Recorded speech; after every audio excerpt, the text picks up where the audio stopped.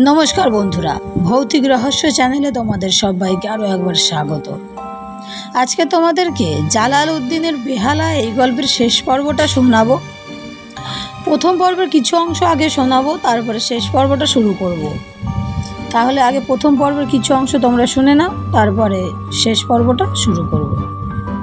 কিন্তু ছোট ওয়ানকট সাহেবের কাছে কিভাবে ওই বেহালাটা এসেছিল সেটা নাকি তার কাছে রহস্যজনক। আমরা প্রথম পর্বে এত পর্যন্ত শুনেছিলাম, এরপর থেকে শেষ পর্বটা শুনব। যাই হোক, এই গল্প বলে ওয়ানকট সাহেব আমার হাতে বেহালাটা তুলে দিলেন এবং ভাঙা ভাঙা বাংলা ইংরেজিতে বললেন, যে এটা যোগ্য লোকের হাতে যাচ্ছে জেনে তিনি খুশি। আমি ওই বেহালাটা হাতে নিয়ে স্টেশন রাস্তার দিকে আসছিলাম। এমন সময় এক চায়ের দোকানে কতগুলি লোক আলোচনা করছে। তাদের মধ্যে থেকেই একটা আওয়াজ ভেসে এলো আমার কানে, ওয়ানকট মরেছে, ঠিক হয়েছে, লোকটা মোটেই সুবিধের ছিল না। আমি নিজের কানেও বিশ্বাস করতে পারিনি। যার বাড়ি থেকে এখন আসছি সে কি করে মরবে। ভাবলাম হয়তো অন্য কোনো ওয়ানকটের কথা বলছে। যাই হোক, সে রাতটা তো বাড়ি ফিরলাম। পরের দিন নানা সকাল থেকেই নাকি আমাকে খুঁজছিল, কি একটা খবর শোনাবেন বলে। আমার সাথে দেখা হতে বললেন, বলো, জানিস যে লোকটা তোর বেহালা শুনে প্রশংসা করেছিল, আরে সেই সাহেব ওয়ানকট, সে বেটা পরশু মরেছে। নবাব গাঁয়ের চাষিরা ওকে কেটেছে। আমি কথাটা বিশ্বাস করব কি না তা নিয়ে দ্বিধায় ছিলাম, কিন্তু পরে জেনেছিলাম এ ঘটনা সত্যি। আমি এক সাহেব ভূতের কাছ থেকে এই বেহালাটা পেয়েছিলাম। এটাই আমার জীবনে সবচেয়ে রহস্যবহুল উল্লেখযোগ্য ঘটনা বলে জালাউদ্দিন থামলেন। এই ঘটনা আমি নবজীবনে প্রকাশ করেই স্টাফ রিপোর্টার হয়েছি, তাই জালাউদ্দিন রশিদকে ভুলতে পারিনি। তাকেই শ্রদ্ধা জানাতে আজ আবার যাচ্ছি তার বিদেহী আত্মার কাছে।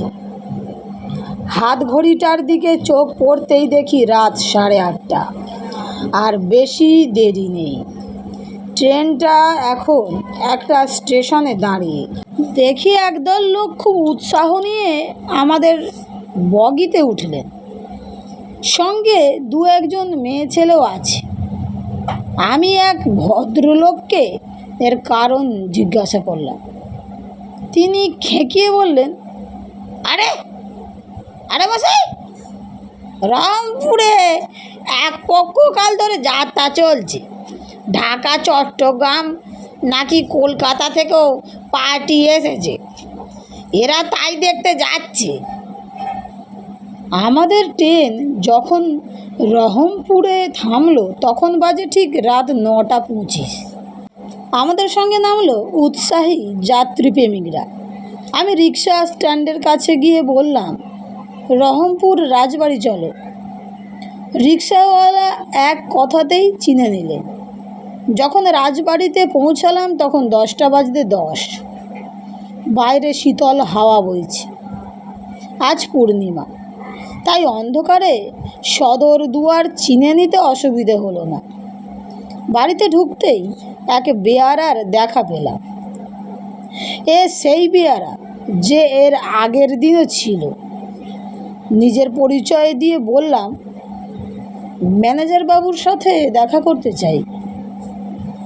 আজ তো আর দেখা হবে না, সে তো চলে গেছে, সে বলল। সে আরও বলল, চিন্তার কিছু নেই, ম্যানেজার বাবু বলি গেছেন ঢাকা থেকে কেউ এলি তাকে রেতে থাকার ব্যবস্থা করে দিতে। যাক, আল্লাহর লাখ লাখ দুয়া। রাজবাড়ির অন্দরমহল দেখে মনেই হয় না 200 বছরের বেশি পুরনো। মিনার কাজ, পাথরের কাজ আজও তেমনই আছে। দেখে বোঝা যায় এর প্রত্যহ পরিচর্যা করা হয়। বেয়ারা আমার জন্য খাবার ব্যবস্থা করে শয়নকক্ষ দেখিয়ে দিল। আমি খেয়ে দিয়ে শুতে যাবার আগে বেয়ারাকে বললাম, ঢাকা থেকে আর কি কেউ এসেছে? আসেনি, তবে পাশের ঘরে এক ভদ্রলোক আছেন, তিনি যাত্রা পার্টির লোক। তারও ম্যানেজার বাবুকে দরকার। আমি বললাম, এখানে কোথায় যাত্রা হচ্ছে? স্কুল মাঠে, উত্তর দিল সে। রাত্রিবেলায় বিছানাতে শুয়ে যাত্রার গুরুগম্ভীর কণ্ঠস্বর বেশ শোনা যাচ্ছিল। এর মধ্যে ঘুমিয়ে পড়েছি, আর কখন যে সকাল হয়েছে তার হুঁশ নেই। ঘুম ভাঙল বেয়ারার কপাট ধাক্কায়। দেখি সে চা নিয়ে এসেছে। আর মোর ভেঙে জিজ্ঞাসা করলাম, ম্যানেজার বাবু এসেছে? সে বলল, হ্যাঁ। সকালে হাত মুখ ধুয়ে ম্যানেজার বাবুর সঙ্গে আলাপ হলো। আমি জালাউদ্দিনের সম্পর্কে একটি আর্টিকেল লিখব বলে তার সাহায্য চাওয়াতে সে এক কথায় সম্মত হলেন। এরপর আলাপ হলো সেই যাত্রা বাবুটির সঙ্গে। তিনি দেখি কাঁধে একটা বাক্স সমেত বেহালা নিয়ে দ্রুত পদে সদর দুয়ারের দিকে চলেছেন।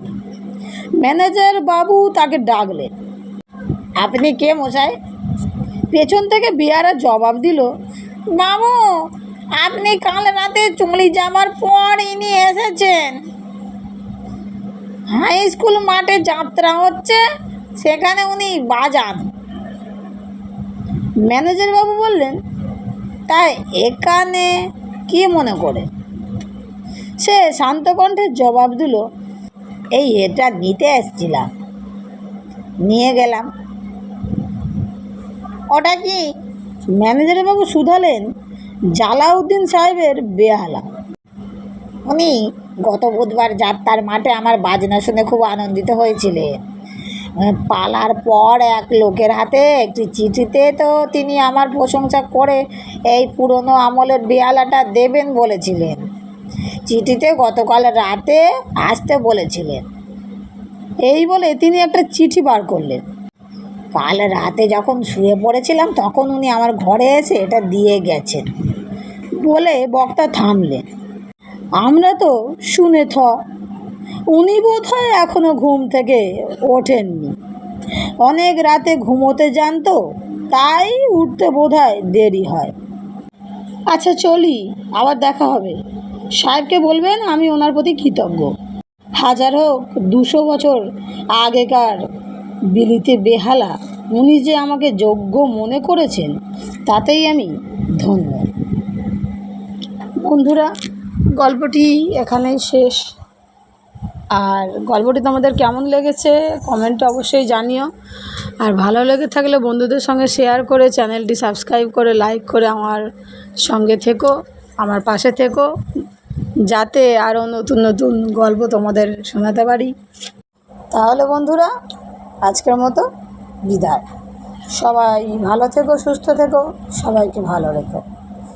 রাধে রাধে।